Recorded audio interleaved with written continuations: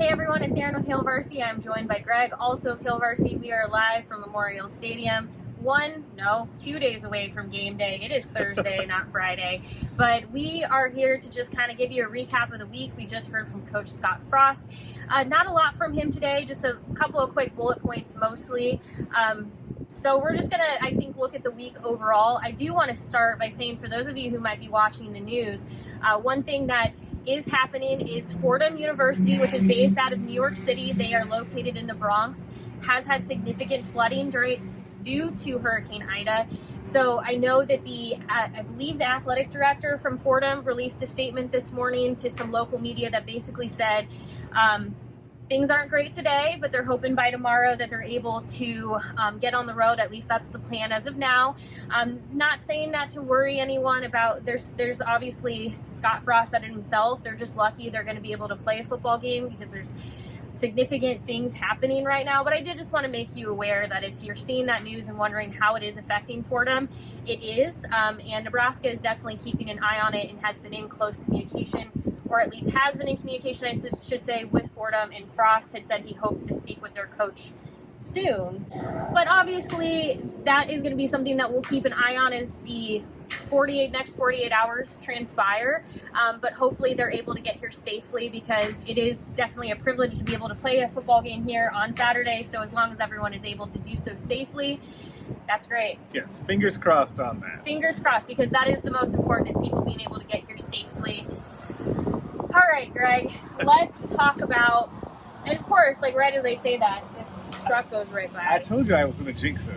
Greg did jinx it, because I said, we're doing all right. I know in the last video some of you noticed buzzing and different stuff. There is construction and things happening around the stadium, but it is overall fairly quiet. Yep. So let's hop into the practice stuff.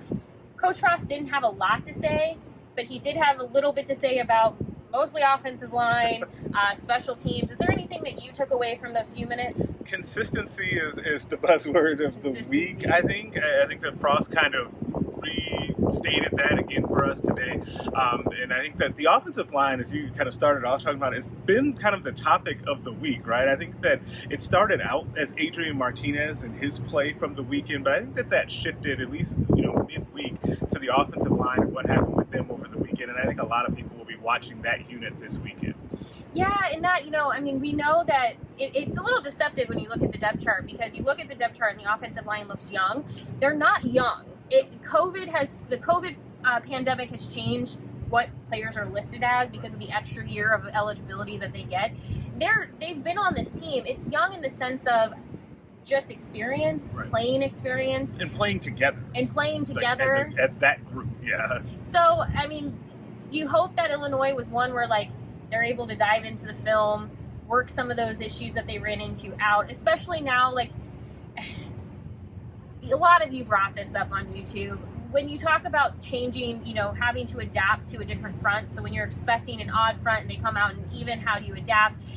When you do have a group that is so new, and I'm not giving excuses, but I'm saying that is something that you hope when they get into the second game, third game, fourth game, as you see more fronts and you get more experience, it shouldn't be quite so, I guess, new and you have a different level of trust, right? Yes. So one thing that Frost mentioned today was that, when he watched the film of the offensive line, 4 guys will be doing the right thing and there's just one that has messed something up. I think that being able to trust that 5th guy is going to be where he's supposed to be and be able to do what he's going to do while everyone else continues to do their job, I think is a big part of that too. And that's how you get an offensive line that has gelled, but it takes time, right? Yep. That is the part that I think the overall youth based on class designation, a little bit overrated.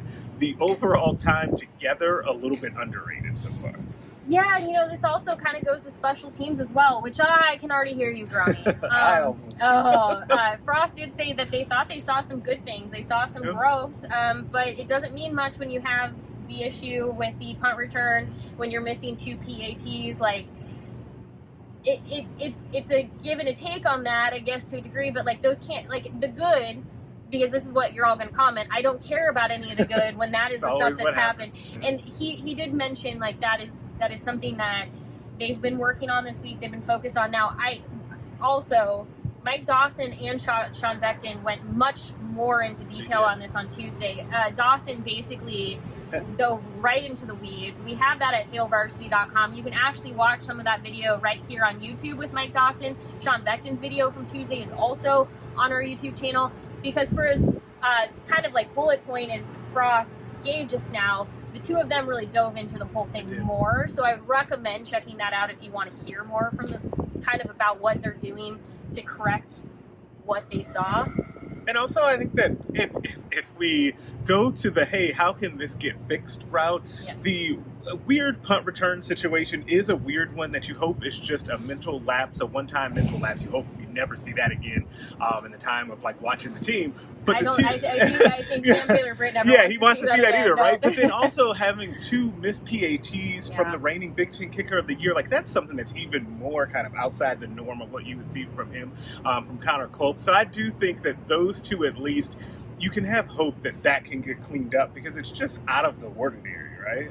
It really is, and I think that's going to be the biggest thing that I reading your comments, so many of you want to see is just that consistency. You want to see growth. You want to see ordinary. You want to see it just be normal. I mean, what you want to see is a sound win for Nebraska against Fordham. That is what it should be.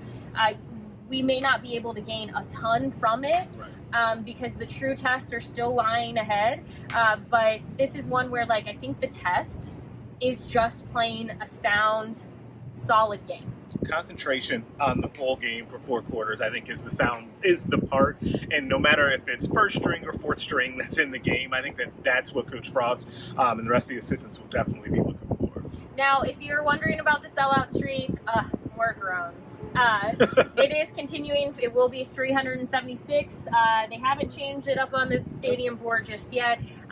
2 donors came through purchasing roughly around 2,400 remaining tickets, but they're not just going to anyone, they're going to underserved youth in Nebraska, which I'm a big fan of. I understand there's people who are upset because they think there's an asterisk next to the sellout streak, but to be clear, liking how they're going about it is not, like, I completely understand if you're hesitant to call it a true sellout at this point, but I think for myself personally, the sellout streak has become representative of the fans and what it can do, what it can mean to people. So to have those kids and those youth in the stadium getting to experience a game that they may not have been able to otherwise, all else aside, pretty great. Yeah, and to be able to see a home opener, and seeing that home game first one since 2019 with fans here, will be a unique experience that they always remember. I do think that's a good way to say it, that you can say, hey, there's an asterisk by the sellout streak or whatever.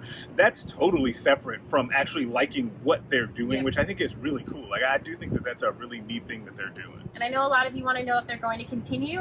We actually heard some feedback from people who have emailed the university saying we'd like to see this continue beyond just this one game, and have received responses that say that's Nebraska's plan too. They'd like to see this be something that they can keep bringing people into the stadium that have typically not been able to get here because of financial situations, other things that would have prevented them previously from being able to be here. It really sounds like they want to make it inclusive and more accessible, and I think that's great. So with that said, we have plenty to do before Saturday gets here. We thank you as always for watching these videos, for interacting. We do read the comments. I understand when you're angry. Just please don't call us any names, right? Yeah, I mean, just leave us out of it. Leave us out of it. What did we do? We just showed up. We're just giving you the info. We're giving you the information. No, but we do really sincerely appreciate you watching and being a part of these things. If you have any questions, thoughts, feel free to leave them in the comment section below. We do try to reply. Sometimes, so you know, those replies actually show up on the website. They show up in different ways. So we're really fortunate for your interaction. We will be back. Next time you see us will be Saturday, game day in Memorial Stadium. So make sure that you have subscribed to this YouTube channel if you have not already, and we'll talk to you soon.